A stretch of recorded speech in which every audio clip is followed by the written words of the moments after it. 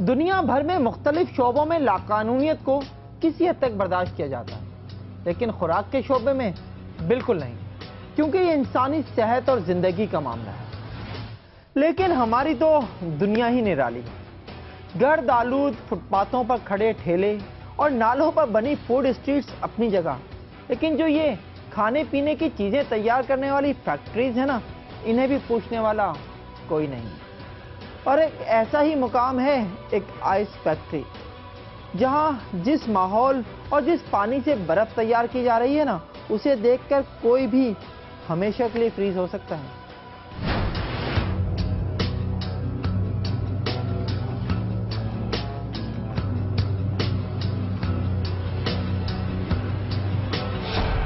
कराची में बर्फ का सनती और कारोबारी इस्तेमाल तो सारा साल ही जारी रहता है, लेकिन मौसम गर्मियों का हो तो फिर ये जरूरत घरों तक फैल जाती है। दूसरी तरफ हमारे यहाँ ये बुराई भी आम है कि जिस चीज की तलब बढ़े उसके दाम भी दुगने हो जाते हैं।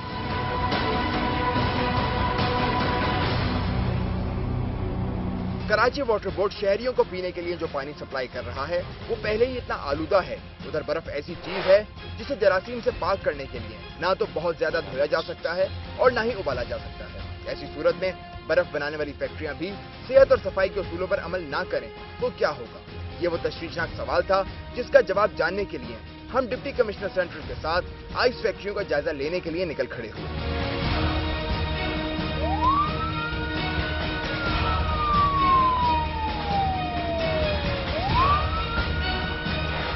कहते हैं पूरी देग का अंदाजा लगाने के लिए एक चावल ही काफी होता है, और हम जिस फैक्ट्री में गए उसने पूरी हकीकत खोलकर रख दी।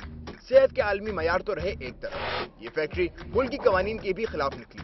पान गुटके की पीक, सिगरेट के टोटे, जिंदा आलूदा साजो सामान और गलाजत से भरपूर माहौल, और सबसे बढ़कर वो पानी जिससे बर्फ जमाई जा रही थी।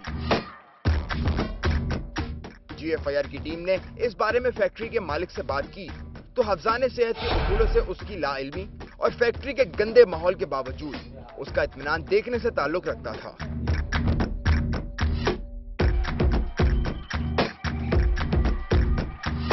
ये न्यू कराची सेक्टर 11E का रेजिडेंशियल एरिया, जहां पर एक तकरीबन 300 गज के मकान में फैक्ट्री एक बनी हुई है जिसके अंदर बर्फ़ बनाई जाती है।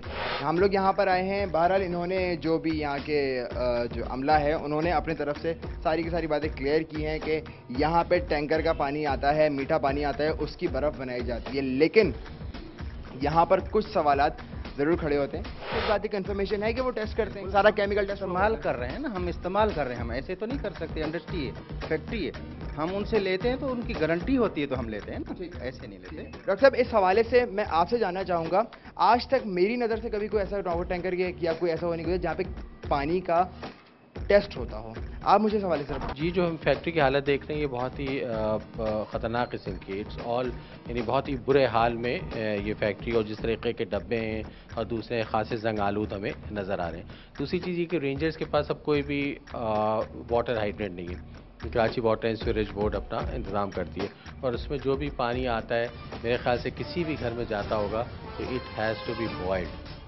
अगर वो बॉयल नहीं होता तो वो मेरे ख्याल से पीने के लिए नहीं इस्तेमाल होता। और वाटर टैंकर एक कमर्शियली वो चलता है, नंबर 1। नंबर 2, ये लोग भी कमर्शियली चला रहे हैं, तो इनमें जो हेल्थ कंपोनेंट है या हाइजीनिक का कंपोनेंट है वो बिल्कुल नहीं है। इनको इससे कतई कोई भी सरोकार नहीं होता कि वो क्लोरीन मिलाएं नहीं मिलाएं, तमाम चीज़ें। वो तो उस जो टैंकर होता है उसमें जो भी जिस तरह का भी पानी आता है ये उसको बर्फ़ बना देते हैं। आपने जैसा कि फरमाया, और अभी जैसे डॉक्टर DC सेंट्रल जो deputy commissioner central doctor Saif ने भी ये फरमाया कि यहाँ पे रेंजर्स के पास कोई भी हाइड्रेंट नहीं है। इसके अलावा वहाँ पे अभी तक, ये बात हमारी भी नॉलेज में, फूड डिपार्टमेंट से हमारी बात हुई है इस हवाले से, किसी भी किस्म की वाटर जो वहाँ से आता है पानी उसकी चेकिंग नहीं होती। वो सही है आपकी बात। देखो, हमें जो पानी मिलता है ना वो तकरीबन 100% अच्छा पानी मिलता है। आपको कैसे मालूम? कोई सर्टिफिकेशन है आपके पास उसकी? तो उस हिसाब से कोई गारंटी है, उस पर्चा है कोई आपके पास?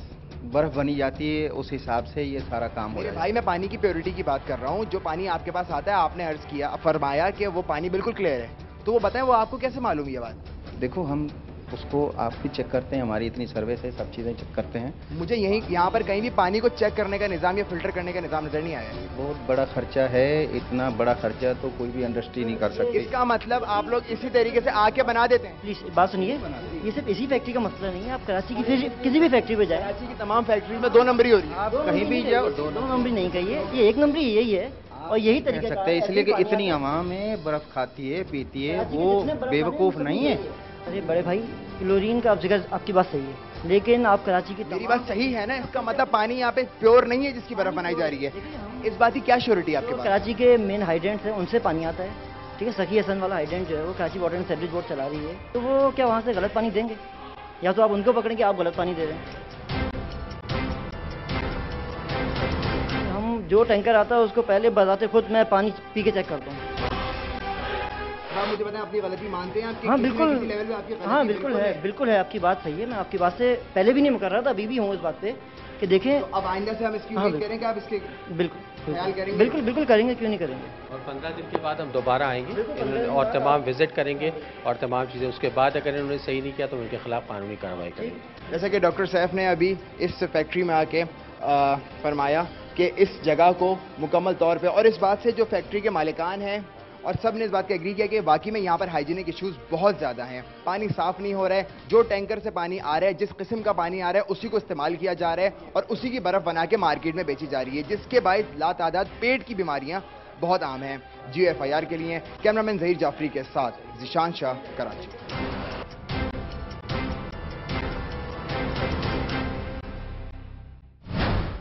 जुर्म होते रहेंगे और आप तक पहुंचेगी हर जुर्म की फर्स्ट इंफॉर्मेशन रिपोर्ट सिर्फ GFIR में। देखते रहिए उस वक्त तक जब तक जुर्म बाकी है।